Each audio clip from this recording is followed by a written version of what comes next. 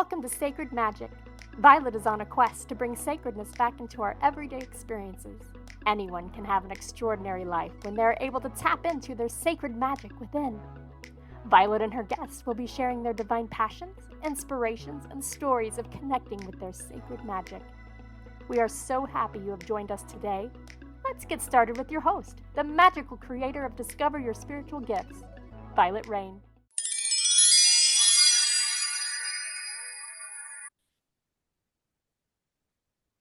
Hi, everyone. Welcome to Sacred Magic Podcast. I'm your host, Vialet B Rayne. I'm so happy to have Andarta with us again. She's been on our podcast previously, so if you're listening to this and you really love it, go back and listen to some of her other episodes. She is a professional psychic who performs tarot and oracle card readings, past life regression, shamanic journey work, and Reiki healing. She's an empath who can sense people's feelings as well as clairvoyant and clairaudient to hear and see any messages that people need to know. She's a Reiki Master who heals people with Reiki energy as well as teaches Reiki classes. She's also a High Priestess who performs legal handfastings and weddings, and is a Priestess of Avalon who helps heal the land and the people to heal. As you can see, this is the reason we can have her on many times. She does a lot of different things. So I love that. And she comes with her big toolbox when she comes in. So thank you for being on the show again. Thank you very much for having me again. I am so happy to be here. Well, I really love connecting with you, and I love all the things that you do. You offer such a wide range of things for people that are seeking or being guided to find, mentors or coaches or healers or readers. And so I love that you have this wide box. Today, we're talking about divination tools and how we use these tools for guidance. And so one of the things you have on here is oracle tools. So people that have never touched an oracle deck or don't understand what that is, share with us a little bit what an oracle deck is and how we can utilize it. Sure. I mean, that is actually a pretty common question that I get is what is the difference between an oracle deck and a tarot deck? And I just explained to people that a standard tarot deck is the 78 card, 22 major arcana, and 4 suits, whatever flavor the artist and writer want to determine those. In an oracle deck, it can range from 20 cards to 150 cards, and it's all based on the author and the artist as to what the cards signify. And it really just depends on what you're drawn to. And so there is no right or wrong with whether you should use a tarot deck or an oracle deck. Sometimes I actually combine two. If I'm doing, readings at an event or something, I may have both a tarot deck and then I have a qualifier card that I use oracle cards to just pull that final card. And that is a nice little, I feel, icing on the cake because oracle cards tend to be a lot more about our emotions and they can be a little bit more theoretical or with our feelings, whereas the tarot I feel is a lot more specific. And so it has those, you can utilize both of them at the same time. And so it's mostly important that you really, the first thing you need to do is really try to connect with any spirit guides that you may have, and that you are in some type of safe space. So, whether you cast a circle or just cleanse your space and calling on your spirit guides, but then, pulling out any of the cards that you want to utilize. And, there are many books on different spreads on how to set the different cards out. But the best way to start learning a deck, I feel, is just to pull one card a day and just set with it. What do you feel about it? What are some of the images that you get from it? So that's usually a very common question that I get is what's the difference between those two types of decks? I love that. And Oracle is one of those decks. I have a lot of people say, well, I'm not so sure about a deck. Well, decks are a way for spirit, your divine team, to communicate with you, to give you Yes. guidance and messages either daily, weekly, monthly, seasonally, however you want to do that. I have people ask all the time, how do I cleanse my deck? How do I pull cards through my deck? How do I Mhm. shuffle my deck? Those are all basic questions. And really, Yeah, at least for me, there's no right or wrong way. You correct. can shuffle them like a playing deck card. You can do them in your hands like this. You could spread them out on the table Hmm. like this. You can fan them out. There are Yep. some people that'll shuffle, and when the card pops out, that's their card. Some Right. people that'll pick the top card. Some people that'll pick a card from the middle. I even have someone that'll hold the deck to their heart and do this way to pull their card. They'll pull it out Mm-hmm. this way from the heart. Really, there's no right or wrong answer. It's all Right. about just playing with the deck and finding something that you resonate with. Like, do you love Right. mermaids or fairies or Right. dragons, Right. Exactly. elementals? Yep. Yeah. You And it's know, just, talk about the different, because there's what, 600-700 different types of decks, at this point.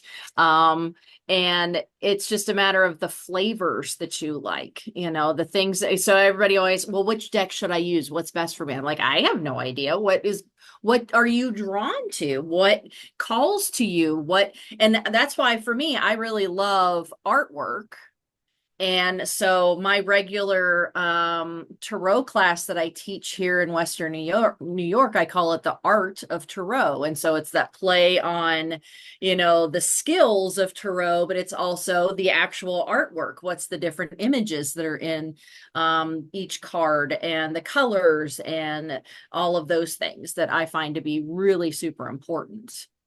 it is. And you could pull the same card for 5 different people Yep. and get 5 different messages by Yep. looking at that card, because you're going to Yes. notice something completely different, or Right. you're intuitively going to get something very different. That's what makes this so interesting is, it's not about memorizing Right. that the magician is this and it's only this, because it's not only anything. It can Right. be anything you can imagine almost that you can get a hit on a card. Right, right. Yeah.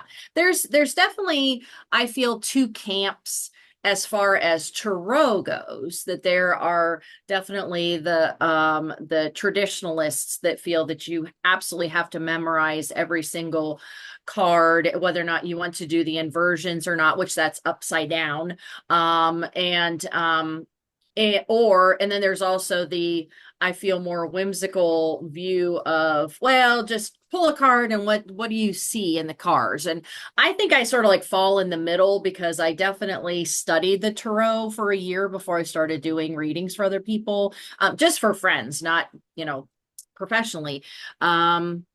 But so I do feel that there is some merit to studying at least the symbology of the 78 cards. And this feels very much like the moon energy, the moon card or whatever, but each of the cards has multiple meanings to them. And that's what you were saying, that, you can pull the same card for 5 different people and it can mean 5 different things, because it's so dense with symbolism and meaning. And then add on to that your own psychic abilities.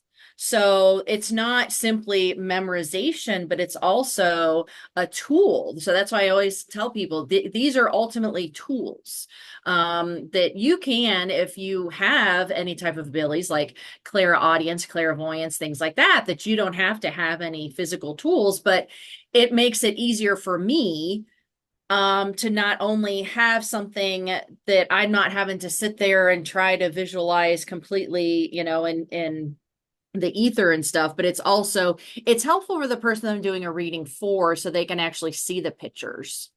So it's not just, me staring at the wall, and I can do that.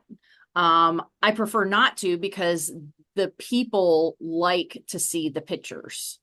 Well, the divination tool of the cards gives a visual to the individual that's sitting in front of you that you're intuitively getting this hit. And then they can see that information. They can see where you're getting that from the visual of the cards. There are many psychics, mediums, channelers that can sit down with you and give you tons and tons of messages and never use the tool. The tool is really good for what we call the sitter, the client, because it gives them something to look at and go, oh, she's not just pulling this out of the air. She drew that card. And it must have a meaning. Now, the other thing with that is her and I could sit down and give readings, and we may read cards differently based on our own study, history, experiences, what we've done with the cards. So even when I sit down with the tarot reader and they're pulling cards, I have my own meanings and interpretations, but I love to hear where they come from with it and what they're getting with it, because I've asked them for a reading.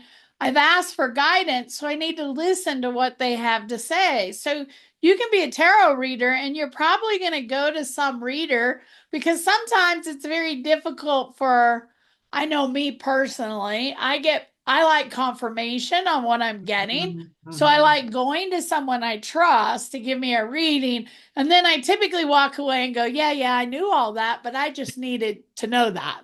Right. Well, and that's what I tell people. I'm more of a mirror than anything. It's the, telling you things that you're already aware of, but sometimes you don't want to admit to, or that you may just need, it may be a little too, because we get too caught up in, because of our emotions, we get too caught up in any of the things that we are dealing with, the issues at hand. And so that's why it's nice to have an objective person just lay out the cards, literally and figuratively, to let us be, see what we need to do, stay the course, change course, whatnot. And it's also interesting, because you were talking about, that people, how people like to shuffle and stuff. I actually, if it's in person, so I do a lot of video and phone readings for people. So I'm obviously shuffling the cards for them, but I have a lot of people ask me, so, do they're surprised when I hand them the deck and I'm like, okay, shuffle. And they're like, oh, that they have to touch the cards. And I'm like, well, it's just getting your energies on the cards. And so then they're shuffling it and then they hand it back and I immediately put them out. And that often, as I'm going through, I often have, especially if it's, like if they have another person standing there listening, like, see, you shuffled the cards. I wasn't like messing with the cards or anything like that. This is from them and their spirit guides. And so that's how all of those cards come out. Well, and I love your explanation of the mirror, because, excuse me, some people come for a reading and they're either expecting you to say something to them to confirm that you know what you're talking about, or to give them new information that you wouldn't know. And a lot of times readings are confirmation of things that you've been getting, feeling, that gut feeling. Either you don't want to hear it, you're not listening to it, or you're not following it. A lot of times readings are just confirmation. So a lot of people go, well, I knew all that. Right. Yeah. Well, obviously you need to do some action with it, because they're still saying the same thing again, which means we haven't took that step, made that action step to move forward. It's kind of like when you ask your best friend for advice over and over again. And if you don't take that advice, at some point, they're going to stop giving you advice. It's almost like your spirit guides are like, you asked. Yeah. We shared with you what you should be doing. Now, what are you going to do with it? What is your action? Because we have to be involved in this experience and it requires us to take action. Right. that's hard for some people sometimes because they're like, Yeah, absolutely. Well, and then I also get a lot of people ask, so how often should I get a reading? And I'm like, it just depends on how your life is. What if it's about the same question? It also just depends on what have you done along that path. Are you just going back and asking the same questions but not changing anything? If you keep getting told you need to do this change, you're going to get the same answer. So why go back every week to get the same answers? So it just really depends on like I have, beginning of the year, I always do wheel of the year readings for people. That's been like one of my most popular types of readings, is that everyone wants to get their yearly reading done. And I just do 13 cards, one for each month. And then the center card is sort of like the energies of the year. That's what they're going to be experiencing that year.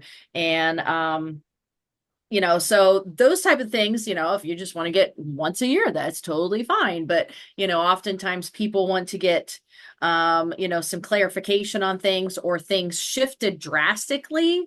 And that's also something that people always ask me about, is destiny versus free will, and how do the cards play into it? Right. Is this set in stone? No, this is the path that you're on right now. If you don't like the answers to that, then you need to do some changes. You need to make some changes in some capacity. But I do feel that it's a combination of both. We are destined based on maybe our karmic ties, and that gets more into past life stuff there, right? But I do feel that we all have some type of a destiny. Whether we follow through with it or not is completely our personal choice. it is Right? a choice, right? I Yeah. had somebody say one time, don't give your power away to a reader. And that's really true. Mm. The one thing readers have to understand is some people take our word as solid Yeah. foundation, Yeah. right? And what we're reading is the energy in that moment. So Yes. if I say to you that, in 2 months, you're going to quit your job, you're going to move to California, you're going to blah, blah, blah. And you look at me and go, Violet, you have lost your mind because I'm not doing any of those. And you walk out, you have now shifted that track, that railroad track that was laid down of where you were going.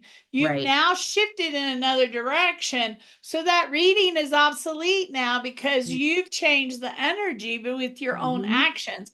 It's why it's hard sometimes to give somebody a future layout of what's happening, because your choices are constantly shifting what's happening around you, what's happening in your life, and all the people, because everybody has free will and free choice. Right. And so you choose. So I always tell people, here's the other thing that I have found personally. My guides are not going to tell me what to do. You can go and ask them all day long. What should I do? And they're like, well, what do you want to do? Yeah. What is your choice? Where Right. would you like to go? So when somebody comes to me and says, I went to a reader and they said I need to break up with my husband, or I went to a reader and they told me I need to quit my job, I would say, they ain't ever going to tell you that. They're going to tell you that these are the tracks that are in front of you. You can stay with your job. You can leave your job. You can take a new job. You can decide to retire. These are all choices. Which choice do you want to make? We're ready to help you. What do you want to do? That's really what your guides are for, is to kind of help you in the choices you make, but they don't make choices for you typically. I had somebody come to me once, Andarta, and she came in and she goes, we went to a reader, me and my boyfriend, and she told us we needed to break up. And I was like, wow. And she did. She broke up with him, and then 2 months later got back with him, because she took that as that is it. Don't feel in your body whether that feels right to you. Right. The choices you make are your choices. Always make sure you're making your own choices, right? Because It's important that we stand in our own power. It's why you were given Mm-hmm. sovereignty Mm-hmm. to make your own Absolutely. choices. So make sure you're always choosing. We're here to help and guide you. We can give you options. We can tell you what's the easy or the difficult path, but we'll never Mm-hmm. tell you to do this or that, or at least I will never Right. tell you that, right? I'm always very cautious and what I tell people. So a lot of people love pendulums, but they don't Mm-hmm. always know how to utilize them. Mm-hmm. So, what is your perspective on pendulums? How do they work for you? How do you utilize them? What would you like to share with us today? Well, that's funny because I actually utilize my pendulum while I'm doing a reading with cards. So because there are multiple meanings to a card, then I use my pendulum to get more details about that card for that specific person. And so a pendulum, people often start asking me very detailed questions. I'm like, okay, so this doesn't have a little mouth on it. So it's not going to be like, oh, no, and then go this way and go that way. But it can, give more like yes, no questions, things like that. And you have to, really connect with that. Just like any tool, you need to connect with it. And just, play with it for a little bit before you try using it to get specific information. But you can just simply, you just need to stay still. And then you just ask it, can you show me yes? And then you can ask, can you show me no? So that way you can just at least know which way it's going to go as to what the answers are. I love that. And it's just pulling up from your intuition, from your spirit guides, that type of idea that you're just getting more detailed information. I also utilize my pendulum if I'm doing a house clearing. So if there's, something in the house that needs to be cleared out, then I just go room by room and just start asking specific questions so that I'm not putting myself in as dangerous as of a position of like actually traveling inside a place that may have some nasty entities to it. So that's part of why I use my tools to get this information, is that it's a very helpful way to get specific information, just like dowsing rods or anything like that. It's a great tool to give guidance, yes or no. I Yeah. have pendulums everywhere. I have Yeah. pendulums almost in every room, Yep. in my purse, Yep. almost everywhere. Yep. Now, here's another thing that you can do with a pendulum. If you've got a lot of doubt or negativity or things that are really weighing you down, you can think about that and swing your pendulum counterclockwise and clear that energy. You Mm-hmm. can also use your pendulum to bring in positive energy. I want to bring in joy and happiness to my life. I want Mm-hmm. to attract more clients. I want to get more of this, and allowing your pendulum to move the energy, because everything is energy and we use energy in everything. Now, Yeah. some people will teach you with pendulums to program them, to let them know what you can bring through or not bring through. Now, my teachings is if you're going to use your pendulum to ask if your boyfriend's breaking up with you and you're emotionally connected to what that answer is, your pendulum is not Mm-hmm. the right thing, because Right. you emotionally are going to manipulate the answer. Mm-hmm. So you Mm-hmm. really have to sit back and think, am I emotionally tied to what the outcome is? Do I want it to be a certain way? Then that wouldn't be a time you'd use your pendulum. Now, I've always wanted to go to the grocery store in the produce aisle and take about 50 people with their pendulums. Which apple do I want to choose today? Just to watch how people would react in the store. Right. Like, what are Right. they all doing? And have everybody with their pendulums over the produce and the fruit, checking out the pendulums just to get people's reaction. Because Right. Right. I can see people going, oh my gosh, what's going on here? Well, at a previous metaphysical shop I used to work at, there were, I mean, of course, it's a metaphysical shop, so that doesn't seem as quirky in a metaphysical shop as a grocery store, but there was a customer that would come in and they would use her dowsing rods. Okay, what am I supposed to get today? And it sort of directs you into, oh, you need to go over here or something like that. So, but in that environment, it's definitely, oh, well, yeah, she just needs to find what her next thing is that she needs to learn. But in a regular grocery store, most people would be a little weirded out.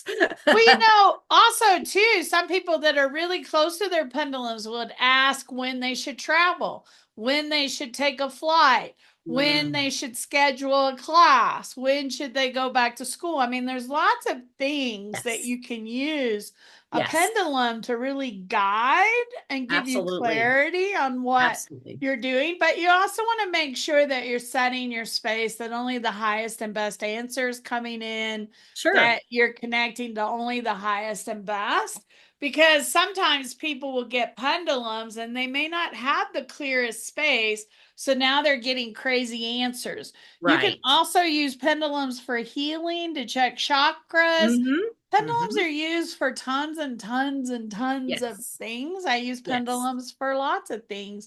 So there's no limit. I lost something and I'm trying to find it. Is it in the Right. bedroom? Is it in the Right. living room? Is it in the cabinet? Is it in the bag? It can Well, help there's you also, with so many things.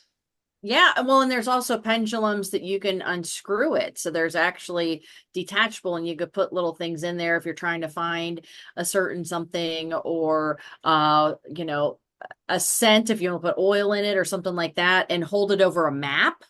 If you're looking for a location that you should be going next, or if you want to, there's also books that you can get for pendulums that are very specific, detailed of, different health issues that you just fold it out. I've seen spiral things, so it just folds out and you just hold it over it and it just goes to whatever it is that is the issue, and it can have so many different answers on the pages.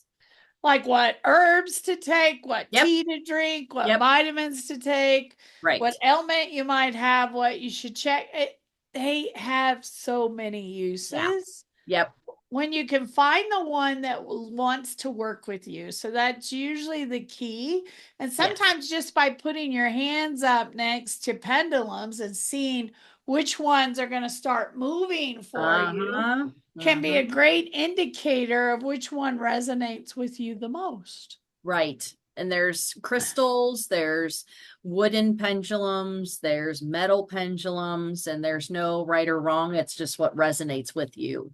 I think I have all different kinds, between the metal and the crystal and wood. And so, yeah. Me too. And I use them for different things. I used to have a friend of mine that would wear a pendulum necklace. So Mm-hmm. when she was in a meeting and everybody's getting really negative and agitated, she'd start moving it under the table. And when it was going really good, she'd move it the other way. Nobody's paying any attention, but she Sure. actually had it on a necklace where she could just utilize it anywhere she was. So pendulums can be a fun tool to kind of work with and play with, and they come in all kinds of shapes and Yes. sizes. Yep. Yep. Makes Exactly. it kind of fun. One of your other things, your last thing on your list is spirit boards. What's a spirit board? Well, a spirit board is, most people think of Ouija boards. Spirit boards can have any images on there. It doesn't have to be the traditional Ouija board. There's a lot that have animals on them, but it has the alphabet and a yes and no, and it has the little cursor that you move it. But this is the one that I like to talk about them. I actually don't use them very often, but I like to talk about them just for clarification for everybody that, You don't want to take a Ouija board or spirit board into an abandoned home and try to get some information, because that tends to be how crazy things start happening, is when you're just messing with spirit tools of some sort, and then you don't know what random spirit or energy is going around, that's when crazy things really start happening. So I always like to have that on my list, just to, point out, you need to be doing them in a safe space, some place that has magical protection of some sort, just so that you're not drawing in anything. That's right. Because when we were little, our friends would go get a Ouija board and they'd start playing with it with Yep. no idea of what they're doing. Right. And a Ouija board or a spirit board is a portal. And when you Yes. open a portal, you must have protection over what can communicate with you and what can come through. You should have an opening and you should have a closing where you disconnect. You should set a sacred space. So if you don't know what you're doing, my suggestion is don't mess with it. Right. Here's the thing. I have been in a place where I didn't set the space appropriately way in the beginning of my travels, and I got something that I really didn't want to communicate with. So there is polarity. There is love and light, and there are negative, agitation, anger, all of that. They both exist. So if you don't know how to set a very safe, protected space, magical space, you shouldn't be messing with them, because you might take something home that you really don't want home. And I agree, you don't go to an abandoned place, you don't go to a haunted house and start playing with this unless you want the consequences. And something's going to come home with you that's going to start opening cabinets and doing things that you don't want in your house. Right. So be very, very aware of what you're doing. I always tell people, you love watching ghost hunting stories. Be careful, because what you're telling them is you'd like for them to come visit you.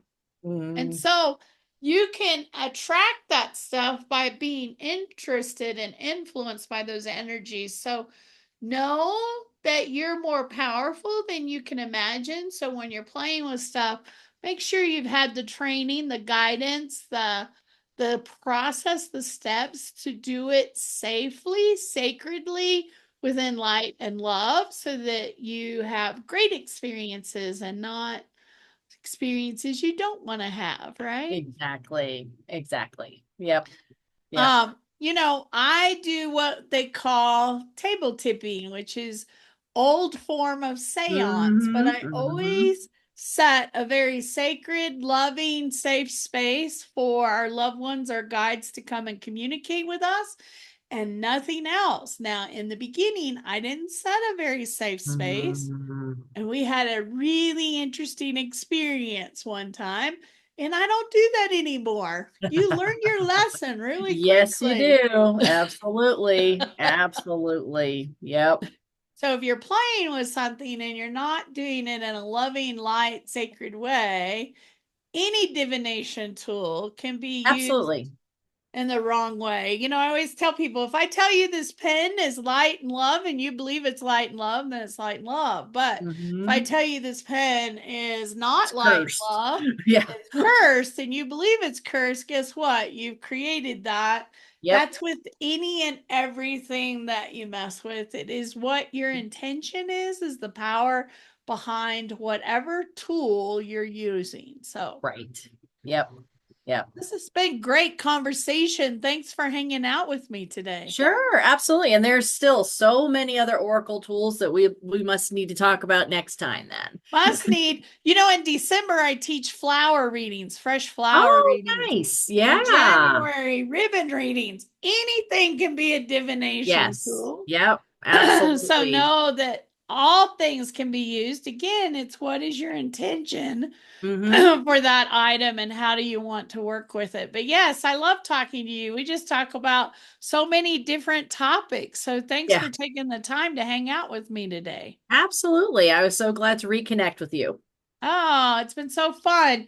And those that are listening, thank you for listening to the show. I hope you got some tidbits, some guidance. If we can help you in any way, our Andarta's website will be along the bottom and in the descriptions. If you're listening to the podcast, please feel free to reach out. She offers lots of different things on our website. You want to share with us a little bit of some of the things that you're offering now on your website? One thing that I need to add into my description, because it's not long enough, is I am also a certified death doula. So I do help people that are needing to cross over, just sitting space, holding space with them. But I do tarot, oracle readings. I teach a lot of different classes about meditation and your own spiritual path. Because I was an English professor for 18 years. So teaching is definitely my thing of just, if somebody wants to learn something, then I will create a class for it. So check out all of my different classes that, I can offer you. And then if there's specific things, we could always do personal one-on-one classes. Awesome. Well, thank you. Check out her website. Thank you for listening to the show today. I hope you have a sacred and magical week. Make sure you like, follow, and comment on all your favorite channels. That helps with our SEO to gain more listeners. Have an amazing week, and thank you for stopping by. Thank you for joining us. To find out more about Vialet, head over to discoveryourspiritualgifts.com.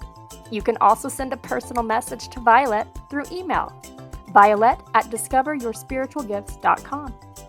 If you love the show, subscribe to our podcast on Apple Podcasts, Google Podcasts, or Spotify. Until next time, remember, we are meant to have abundant and joyful lives. We hope to see you soon at Discover Your Spiritual Gifts.